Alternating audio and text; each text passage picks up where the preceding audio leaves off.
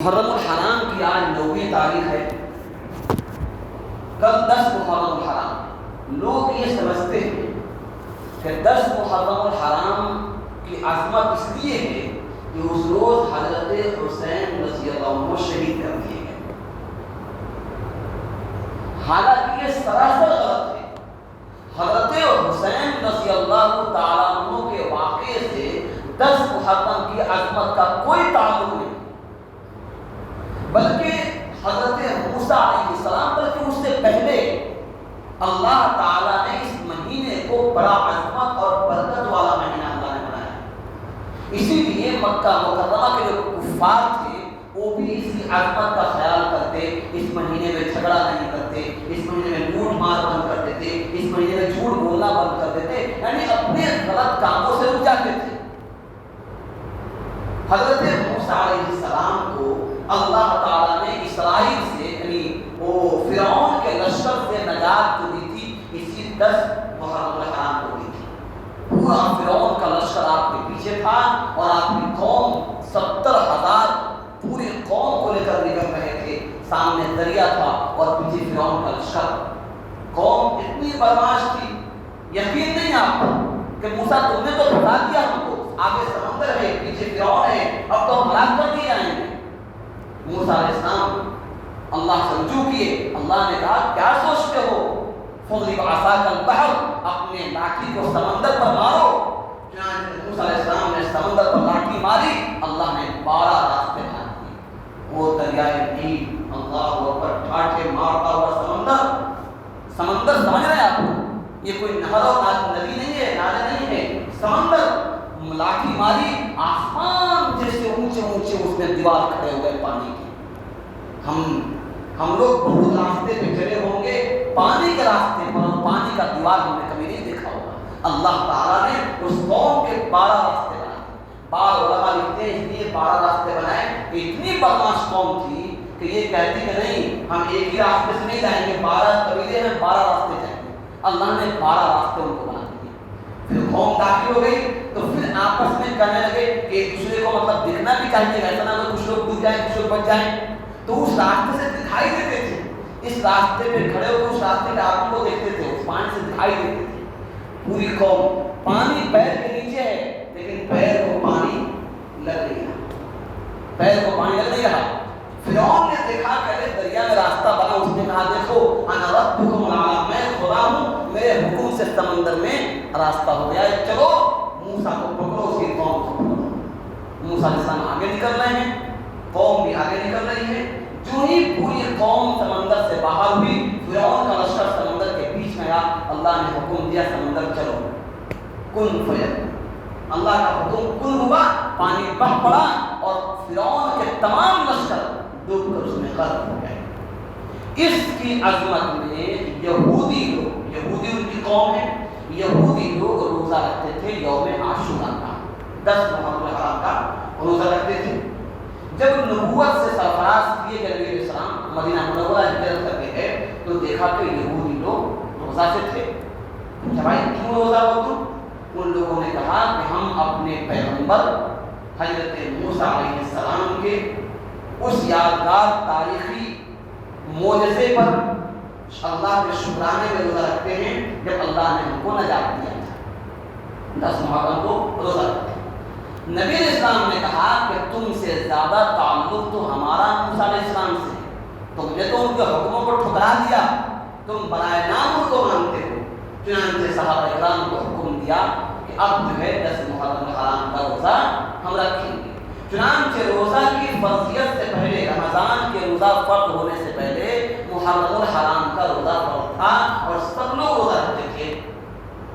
پھر اللہ کے نبی نے بات کہی کہ خالف الیہود والنصارى، یہود و نصارہ کی مخالفت کا حکم اللہ نے خود دیا ہے اور میں بھی حکم کرتا ہوں کہ ان کی مخالفت کرو۔ اگر آئندہ سال زندہ رہا میں تو 9 محرم الحرام اور 10 محرم الحرام کا روزہ رکھوں گا، یعنی 9 10 یا 10 11 2 روزے رکھوں گا تاکہ ان کی مشابہت نہ ہو جائے۔ آج عبادت میں بھی اللہ قربان جائے گی، عبادت میں بھی نبی آخر الزمان یہودیوں کی مشابہت کو پسند نہیں کرتے ہیں۔ آج کا ہمارا نوجوان، آج کا ہمارا طبقات اپنے لباس میں، اپنے پوشاک میں، اپنی شادی میں، اپنے بیاہ میں، اپنے جسم میں، اپنے چال میں، ڈھال میں، کام میں، ہر کچھ میں یہودیوں کی فطرت پر چل رہا ہے، اسی نقش قدم پر چلنے کو اپنا فخر سمجھتا ہے اور سمجھتا ہے کہ اسی میں نجات ہماری ملے گی۔ آخر کیا وجہ ہے کہ ہمارے حالات اتنے خراب ہو گئے ہیں؟ لوٹا دی ہم نے جو اسلاف سے میراث پائی تھی، سریا سے زمین پر آسمان نے ہم کو دے مارا۔ حقیقت یہ ہے کہ ہم نے اکابرین سے جو باتیں پائی تھی، یہودیوں کی مخالفت کرنی تھی۔ ہمیں کھانا، آج ہمارا کھانا کھڑا کھڑا نہیں کھائیں تو کھانا ہم کو ہضم نہیں ہوتا ہے۔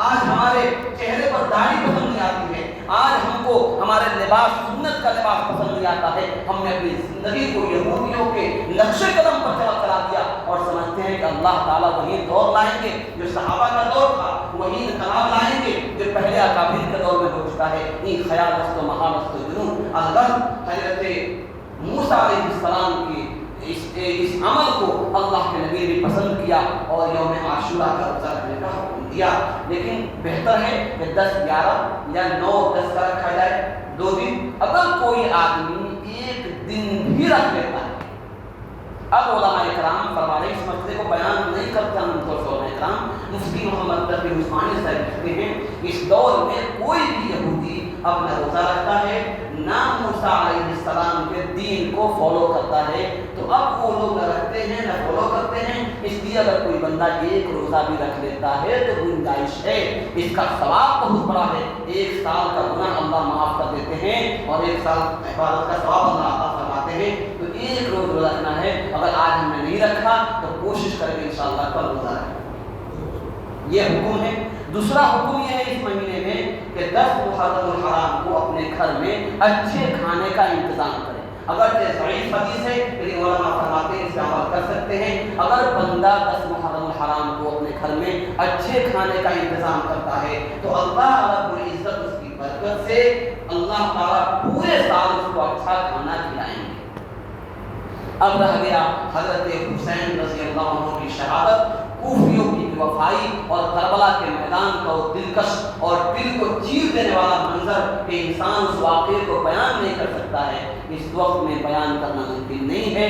انشاءاللہ کبھی اللہ نے موقع دیا تو پوری تفصیل سے کربلا کے واقعے کو بیان کرنا چاہیے اور بیان کروں گا انشاءاللہ۔ وجہ یہ ہے کہ یوٹیوب نے ہمارے نوجوانوں کے ذہنوں کو شیعہ کے مزاج کے مطابق بنا دیا ہے۔ شیعیت دماغ میں آ رہی ہے، لوگ سمجھتے ہیں کہ ماتم کرنا اس میں ضروری ہے، افسوس کرنا ضروری ہے، اس میں جو ہے لاٹھی اور بھالا نکال کر کودنا ضروری ہے، ڈھول تاشے پیٹنا ضروری ہے۔ او امام حسین جنہوں نے اپنے سینے پہ برچے کھایا، 72 ساتھیوں کو شہید کروا دیا، اپنے بیٹے عبداللہ کو 2 سال کے بچے کا تیر کھانا برداشت کیا، لیکن اس کوفہ کے میدان میں اپنے نماز کو قضا نہیں ہونے دیا، صاف اعلان کیا اے شمر مجھے 2 رکعت پڑھ لینے دو کیونکہ نماز کا وقت آ گیا ہے۔ وہ شمر بدبخت نے کہا کہ نہیں، نماز نہیں پڑھنے دوں گا، تمہاری گردن کاٹوں گا، کہا کہ میں تمہیں جو کرنا ہے کرو۔ آپ نے اپنے بچے ہوئے اہل بیت میں سے لوگوں کو کہا کہ اس سے مقابلہ کرو اور میں نماز پڑھتا ہوں۔ امام حسین نے 1 وقت کی نماز قضا نہیں کی، آج امام حسین کے نام پر ڈھول تاشا پیٹنے والے 5 وقت کی نماز قضا کر رہے ہیں، اللہ کی نافرمانی کر رہے ہیں اور سمجھتے ہیں کہ امام حسین کے ہم بڑے شہدائی ہیں، ان سے محبت کرنے والے ہیں۔ یہ بالکل انتہائی بدترین بات ہے جو فرض کو چھوڑ کر بدعت کو فروغ دے رہے ہیں، وہ کبھی کامیاب نہیں ہو سکتے ہیں۔ قتل حسین اصل میں مرگ یزید ہے، اسلام زندہ ہوتا ہے کربلا کے بعد، یہ حقیقت ہے۔ انقلابات اس طرح نہیں آتے ہیں، کچھ لوگوں نے اپنی گردنیں کٹائی ہیں، اللہ نے ان کے خون کی لاج رکھی اور اللہ نے انقلاب برپا کیا، پھر اللہ نے حقانیت کو، اسلام کو اللہ نے اجاگر رکھا۔ میرے بھائیوں، اس لیے ہمیں بدعات و خرافات سے بچنا چاہیے، روزے کا، نماز کا، تلاوت کا، ذکر و اذکار کی پابندی کرنا چاہیے، اس سے اللہ تعالیٰ ہم سے راضی ہوں گے، ہماری عبادتیں قبول ہوں گی تو اللہ تعالیٰ کے نزدیک ہم مقبول بندوں میں شامل ہوں گے۔ اللہ تعالیٰ ہم سب کو عمل کی توفیق عطا فرمائے۔ وآخر دعوانا الحمد للہ رب العالمین۔ اللهم صل على محمد النبي الأمي وعلى آله وسلم تسليما رب اغفر وارحم وأنت خير الراحمين ربنا سبح گناہوں کو خطا معاف فرما دیجیے اے اللہ، اپنے فضل کا کرم کا عافیت کا معاملہ کرنا دیجیے اے اللہ، آپ غفور رحیم ہیں اللہ خود ہی اعلان کرتے ہیں فقلت استغفروا ربکم انہ کان غفارا کہ اپنے رب سے استغفار کرو اور وہ مغفرت کرنے والا ہے۔ اے اللہ ہم سب کی مغفرت فرما دیجیے، ہم سب کے گناہوں کو معاف فرما دیجیے۔ اللہ اس مجمع میں جتنے لوگ آئے ہیں اللہ سب کی مغفرت فرما دیجیے، سب کی مشکلیں آسان فرما دیجیے، ہم سب بیماروں کو شفا کاملہ عاجلہ عطا فرما دیجیے، سب کے اولادوں کو نیک بنا دیجیے، سب کے اولادوں کو حافظ قرآن عالم پامن دین میں سے تہائی سپاہی بنائیے۔ اے اللہ اپنے فضل کا کرم کا عافیت کا معاملہ فرما دیجیے۔ اے اللہ جتنے بھی شہداء کرام ہیں اے اللہ سب کے درجات کو بلند فرمائیے، سب کے درجات کو بلند فرمائیے۔ خاص طور سے سید رسول حضرت امام حسن حضرت امام حسین رضی اللہ عنہما کے درجات کو بلند فرمائیے، ان کے صدقے امت مسلمہ کے محامین مرحومات کی مغفرت فرمائیے۔ اے اللہ تمام انبیاء علیہ السلام کے درجات کو بلند فرمائیے۔ اے اللہ اپنے فضل کا کرم کا معاملہ فرما کر اے اللہ فلسطین کے مسلمانوں کے حال پر رحم فرما دیجیے۔ اے اللہ وہاں کے بے بس انسانوں پر کرم فرما دیجیے۔ اے اللہ ہماری ٹوٹی پھوٹی دعاؤں کو قبول فرما لیجیے، ہماری عبادتوں کو ہمارے روزوں کو ہمارے اللہ ہماری تلاوت کو قبول فرما لیجیے۔ اللهم صل على محمد النبي الأمي وعلى آله وسلم تسليما۔ اللهم إنا نسألك من خير ما سأل محمد صلى الله عليه وسلم ونعوذ بك من شر ما سأل محمد صلى الله عليه وسلم وأنت المستعان وإليك البلاغ ولا حول ولا قوة إلا بالله العظيم وصلى الله تعالى على